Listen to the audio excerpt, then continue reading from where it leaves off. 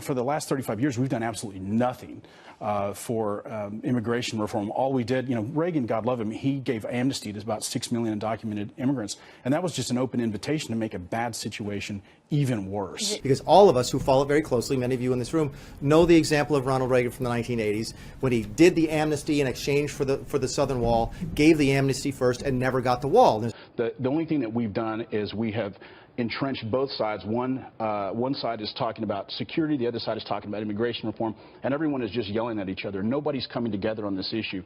My hope is that once we build this wall, then, again, we can have that rational conversation that we desperately need. There's a primacy at play here. We first have to secure our borders, and then finally we can move towards a comprehensive set of immigration reform, including what I have always advocated for, which is a graduated earned citizenship program. But to your larger discussion about why do this and ignore the other topics, is that I really don't think, and this is not just rhetoric, I really believe this, and I've been through this as a member of Congress.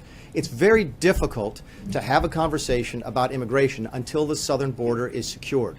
We have probably 14 to about 18 million undocumented workers in this country that have absolutely no avenue to come out of the shadows. We're hoping that once we secure our borders, the American people will finally have the appetite. So I think that the administration needs to have credibility on this before we start talking about immigration with anybody. No one will take us seriously on immigration reform until we've satisfied them that we have secured the southern border. There are folks in my own party who say, look, I want to talk about immigration reform, but you have to go out and secure the southern border first. And I think here's what I say. I think there needs to be a graduated earned citizenship program. It has to happen. But unfortunately, right now, the American people, it's difficult to convince them, and certainly our politicians, to pass a new set of laws when we're not enforcing the laws in the books, including, most importantly, securing our borders. That has to happen first.